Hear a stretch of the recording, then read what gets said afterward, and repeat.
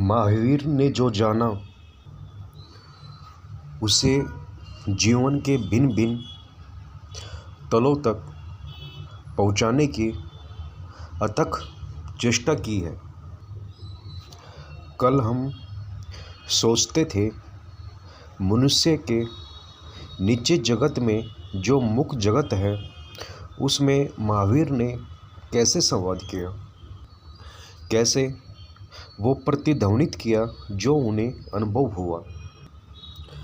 दो बातें झूठ कही थी, वो विचार कर लेनी चाहिए। एक तो मनुष्य के ऊपर के भी लोग हैं, उन लोगों तक महावीर ने कैसे बात पहुंचाई और मनुष्य तक उन्हें पहुंचाने के लिए उन्होंने क्या क्या उपाय खोजे। देवलोक तक बात पहुंचानी सर्वाधिक सरल है, जो हमें सर्वाधिक कठिन मालूम होगी कि देव जैसी चीज़ की कोई स्वीकृति हमें बहुत कठिन मालूम पड़ती है। जो हमें दिखाई पड़ता है वही सत्य है, जो हमें दिखाई नहीं पड़ता है वो हमारे लिए असत्य हो जाता है। और देव उस अस्तित्व का नाम है जो साधारणतः हमें दिखाई नहीं पड़ता, लेकिन थोड़ा सा भी श्रम किया जाए तो उस लोक के अस्तित्व को भी देखा जा सकता है, उससे संबंधित भी हुआ जा सकता है। और साधारणतः ये ख्याल है और ये पूछा भी कि देव कहीं और, प्रेत कहीं और रहते हैं और हम कहीं और, ये बात बिल्कुल गलत है। जहाँ हम रह रहे हैं ठीक वहीं देव भी है, प्रेत भी है। प्रेत वो आत्माएं हैं जो इतनी उत्कृष्ट है, जिन्होंने मनुष्य होने का सामर्थ्य खो दिया और नीचे उतरने का कोई उपाय नहीं है। मनुष्य की नीचे की योनियों में जाने का कोई उपाय नहीं है और मनुष्य होने की सामर्थ्य भी उन्होंने खो दी है। तो वे इन कठिनाई में हैं, वो नीचे की योनियों में वो जा नहीं सकते। मनुष्य की देहें उन्हें उपलब्ध नहीं होती। ऐसी आत्माएं प्रतीक्षा करेगी तब तक जब तक या तो उनके योग्य कोई गर्भ उपलब्ध हो जाए, या उनके जीवन में परिवर्तन हो, रूपांतर हो और जन्म को उपलब्ध हो। और वो जो ये आत्माएं हैं जो मनुष्य से ऊपर उठ चुकी हैं पर मोक्ष को प्राप्त नहीं हुई और उनमें मोक्ष प्राप्त करने का सामर्थ्य नहीं है, ये वो अप्रतीक्षा जीवन है। ये किसी दूसरी जगह नहीं है, किसी चांद पे नहीं है, ठीक हमारे साथ है। और हमें कठिनाई ये होती है कि यदि ये हमारे साथ है तो हमें स्पर्श करना चाहिए, तो हमें दिखाई देना चाहिए। कभी कभी हमें स्पर्श भी करता है वास्तव में, और कभी कभी किन क्षणों में दिखाई भी पड़ता है, साधारणतः नहीं, क्योंकि हमारे होने के ढंग और उनके होने के ढंग में बुनियादी भेद है। इसलिए एक दूसरे के साथ रहते हुए भी एक दूसरे को काटने, एक दूसरे की जगह को घेरने का काम नहीं करते। जैसे इस कमरे में दिए जल रहे हैं और दिए के प्रकाश से सारा कमरा भरा हुआ है, और मैं आऊं और एक सुगंधित इत्र यहाँ छिड़क दूं। कोई मुझसे कहे कि प्रकाश तो, कमरा तो पूरा प्रकाश से भरा हुआ है, इत्र की कोई जगह नहीं है। इत्र भी पूरे कमरे में फैल गया, प्रकाश भी भरा था पूरे कमरे में, इत्र भी भर गया पूरे कमरे में। इत्र की सुगंध न प्रकाश को छूती है और न ही प्रकाश सुगंध को छूता है। न एक दूसरे से बाधा पड़ती है कि इससे कि कमरा पहले से भरा पड़ा है। इन दोनों का अलग अस्तित्व है। प्रकाश का अपना अलग अस्तित्व है, सुगंध का अपना अलग अस्तित्व है। दोनों एक दूसरे को ना तो काटते हैं न छूते हैं, दोनों पैरेलल, दोनों समान चलते हैं। फिर कोई तीसरा व्यक्ति आए और वीणा लेके गाना गाने लगे, हम कहें कि कमरा पहले से भरा हुआ है, वीणा बज नहीं सकेगी। प्रकाश पूरा भरा हुआ है, सुगंध कमरे में पूरी भरी हुई है, फिर तुम्हारी ध्वनि की यहाँ पर जगह कहाँ है। लेकिन वो वीणा को बजाने लगे और ध्वनि भी इस कमरे को भर ली, तो ध्वनि को बिल्कुल भी बाधा नहीं पड़ेगी कि प्रकाश है इस कमरे में, सुगंध है इस कमरे में, क्योंकि ध्वनि का अपना अस्तित्व है। ध्वनि अपना स्पेस पैदा करती है अलग, उसका अपना आकार है। गंध का अपना आकार है, प्रकाश का अपना आकार है। प्रत्येक वस्तु, प्रत्येक व्यक्ति, प्रत्येक चीज़ों का अपना आकार है और एक दूसरे को काटते नहीं हैं। और इसलिए जब हमारे मन में ये सवाल उठते हैं कि कहाँ रहते हैं देवता, कहाँ जीते हैं प्रेत, तो हम सोचते हैं कि हमसे कहीं दूर। ये बात ही बिल्कुल गलत है। वो ठीक जी रहे हैं समांतर हमारे साथ, और ये बड़ा उचित ही है। साधारणतः वो हमें दिखाई नहीं पड़ जाते, नहीं तो हमारा जीवन बड़ा कठिन हो जाए, और साधारणतः हम उनके स्पर्श में नहीं आते, नहीं तो जीवन बड़ा कठिन हो जाए। लेकिन किन्हीं घड़ियों में, किन्हीं क्षणों में वो हमें दिखाई भी पड़ सकते हैं, उनसे स्पर्श भी हो सकता है, उनका अनुभव भी होता है। और महावीर और इस तरह के व्यक्तियों में निरंतरन वो इनके संबंध में है, उनके संपर्क में है, जिसको परंपराएं में समझाने में एकदम समर्थ है। ये बातचीत ऐसे ही हो रही है जैसे दो व्यक्तियों के बीच हो रही है। महावीर की है, इंद्र की है और देवी देवताओं की है। इस बातचीत में कहीं भी ऐसा नहीं है कि कोई कल्पना लोक में बात हो रही हो। वे अत्यंत सामने आमने बात हो रही है, और किसी एक के साथ ऐसा नहीं हो रहा है।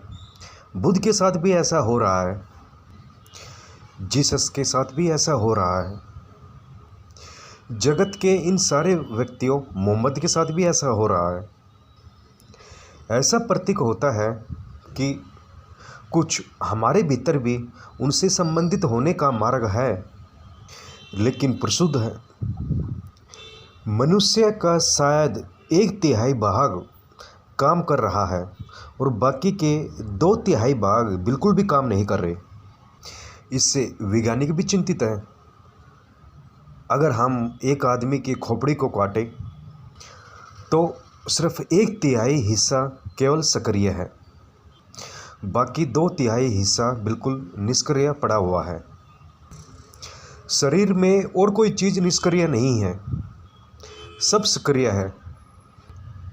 सिर्फ मस्तिष्क का 2/3 हिस्सा निष्क्रिय पड़ा हुआ है, जिसका कोई उपयोग नहीं हो रहा है। वैज्ञानिकों को भी ख्याल आना शुरू हुआ है, यदि ये 2/3 हिस्सा सक्रिय हो जाए तो मनुष्य के किसी तलों को ये जरूर स्पर्श करता होगा। अब जैसे उदाहरण की कुछ बातें हम समझें। अब उदाहरण से हम कुछ समझें। आपकी आँख देखती है, क्योंकि आँख से जुड़ा हुआ हिस्सा मस्तिष्क से सक्रिय है। अगर वो हिस्सा निष्क्रिय हो जाए तो आपका आँख देखना बंद कर देती है। ये भी हो सकता है कि अंधे आदमी की आँख बिल्कुल ठीक हो, लेकिन मस्तिष्क का वो हिस्सा जिससे आँख सक्रिय होती है वो निष्क्रिय पड़ा है, तो बिल्कुल ठीक आँख भी नहीं देख सकेगी। एक लड़की मेरे पास आती थी। उस लड़की का किसी से प्रेम था और उनके परिवार वालों ने विवाह के लिए मना कर दिया, और लड़कों को उस लड़के को देखने के लिए भी मनाही कर दी। सख्त पाबंदी लगा दी। उस लड़की को घर के भीतर कैद कर दिया। वो लड़की दूसरे दिन अंधी हो गई। उसको सब चिकित्सकों को दिखाया। सभी ने कहा आंखें तो बिल्कुल ठीक है। जांच पड़ताल किए, ये भी बिल्कुल पक्का है कि उसे दिखाई नहीं पड़ता। उसे दिखाई भी नहीं पड़ रहा और आँख भी बिल्कुल ठीक है। वो मित्र मुझे कहे कि हम तो बड़ी मुश्किल में पड़ गए। पहले तो हमें लगा कि वो सिर्फ हमें धोखा दे रही है, क्योंकि हमने उस पर रुकावट लगाई इसलिए धोखा दे रही है। लेकिन डॉक्टर भी कहते हैं कि आँख तो ठीक है लेकिन उसे दिखाई नहीं पड़ रहा। मानसिक अंधापन है उसे, मेंटेलेंस ब्लाइंड है। मानसिक अंधापन का वो अर्थ है कि आँख का वो हिस्सा जो मस्तिष्क से जुड़कर आँख को दिखाने का काम करता है, वो हिस्सा बंद हो गया। जैसे ही वो उस लड़के को कहे कि जिससे वो प्रेम करती है वो उस लड़के से को नहीं देख सकेगी, हो सकता है कि उसके मस्तिष्क को ये ख्याल आया है कि अब देखने का कोई मतलब ही नहीं है। जिसे हम प्रेम करते हैं उसे ही नहीं देख सकेंगे तो देखने का क्या मतलब। और मस्तिष्क का वो हिस्सा बंद हो गया और आँख ने देखना बंद कर दिया। बहुत से प्राणी हैं, बहुत सी योनियां हैं जिनके पास मस्तिष्क का वो हिस्सा है जो देख सकता है लेकिन निष्क्रिय है। तो उन प्राणियों में आँखें पैदा नहीं हो पाई। ऐसे प्राणी हैं जिनके पास कान नहीं है लेकिन वो हिस्सा है जो सुन सकता है लेकिन निष्क्रिय है, इसलिए कान पैदा नहीं हुए। मनुष्य के पास 5 इंद्रियां हैं अभी, क्योंकि मस्तिष्क के 5 हिस्से सक्रिय है और शेष बहुत बड़ा हिस्सा असक्रिय पड़ा हुआ है, निष्क्रिय पड़ा हुआ है। अब तो वैज्ञानिकों को भी ये ख्याल आता है कि जो शेष हिस्सा जो असक्रिय पड़ा हुआ है, अगर वो कुछ हिस्सा सक्रिय हो जाए तो नई इंद्रियां शुरू होगी। अब जिस आदमी ने कभी प्रकाश नहीं देखा है वो कभी कल्पना ही नहीं कर सकता है कि प्रकाश कैसा है, और जिसने कभी ध्वनि ही नहीं सुनी वो कल्पना ही नहीं कर सकता है कि ध्वनि कैसी है। और हम समझ रहे हैं कि एक गांव हो जहाँ पर सब बहरे हो, उस गांव में कभी ध्वनि की चर्चा भी नहीं होगी। चर्चा भी नहीं हो सकती क्योंकि सवाल ही नहीं है, ध्वनि कभी सुनी ही नहीं गई। और उन बहरों को कभी किताब मिल जाए उनमें लिखा हो, जिसमें लिखा हो ध्वनि होती थी, ध्वनि है, तो ये सब हंसेंगे और कहेंगे ध्वनि यानी क्या, ध्वनि कहाँ है, किस जगह है, हम कहाँ ध्वनि को पकड़े, कहाँ हमें ध्वनि मिलेगी। उनके सब प्रश्न संगत होते हुए भी व्यर्थ होंगे। हमारे मस्तिष्क के बहुत से हिस्से हैं जो निष्क्रिय हैं। अगर वो सक्रिय हो जाए तो जीवन के अत्यंत आयामों से हमारा संबंध जुड़ना शुरू हो जाए। जैसे कि थर्ड आई, तीसरी आँख की बातें निरंतर हम सुनते हैं, वो अगर सक्रिय हो जाए, जो हमारे दोनों आँखों के बीच जो हिस्सा है जो निष्क्रिय है, अगर वो हिस्सा सक्रिय हो जाए तो हम कुछ ऐसी बातें देखने शुरू कर देंगे जिनकी हम कल्पना भी नहीं कर सकते। हवाई जहाज़ में अगर आप बैठ के आप इंजन के पास गए हों तो आपने रडार देखा होगा जो 100 मील 150 मील आगे तक का चित्र देता रहता है। इसलिए अब पायलट को अंदर बैठ के बाहर देखने की कोई ज़रूरत नहीं है। वो बाहर देखेगा कोई प्रयोजन भी नहीं है, क्योंकि हवाई जहाज़ इतनी गति से जा रहा है, अगर चालक देख भी ले कि सामने हवाई जहाज़ है तो भी उसे बचाया नहीं जा सकता टकराने से, क्योंकि जब तक वो बचाएगा वो टकरा ही जाएगा, क्योंकि गति इतनी तीव्र है। क्योंकि अब तो उसे 150-200 मील दूरी की चीज़ें दिखाई पड़नी चाहिए। 200 मील दूर दिखाई पड़ेगा कि बादल है, अभी तो वो बचा सकता है, और बचाते बचाते वो 200 मील पार कर जाएगा। यानी जब तक बचा पाएगा बादल के आगे ऊपर या नीचे हो जाएगा। तो रडार है जो 200 मील देख रहा है, और रेडार पे आगे 200 मील बादल है, वर्षा है, या कोई दुश्मन है, या कोई हवाई जहाज जा रहा है, सब चित्र आ रहा है। मनुष्य की जो तीसरी आँख है वो रेडार से भी अद्भुत है। उसमें कोई स्थान और काल का कोई सवाल ही नहीं है, 200 मील का कोई सवाल ही नहीं है। वो एक बार सक्रिय हो जाए, कहीं भी कुछ भी हो रहा है उसके प्रति ध्यानस्थ होकर उसे तत्काल पकड़ा जा सकता है। उस तीसरी आँख की संभावना ये भी है कि आगे क्या होगा, उसकी बहुत सी संभावनाएं पकड़ी जा सकती है। पीछे क्या हुआ है ये संभावनाएं भी पकड़ी जा सकती है। मस्तिष्क का एक और हिस्सा है, अगर वो सक्रिय हो जाए तो हम दूसरे के मन में क्या विचार चल रहे हैं उसकी हम झलक पा सकते हैं, और हमारे मन में क्या विचार चल रहे हैं अगर हम बिना वाणी के हमारे विचार दूसरे में डालना चाहें तो दूसरे में डाला भी जा सकता है। सवाल है कि मस्तिष्क के और हिस्से कैसे सक्रिय हो जाए। मस्तिष्क का एक हिस्सा है जो सक्रिय होने से देवलोक को जोड़ देता है।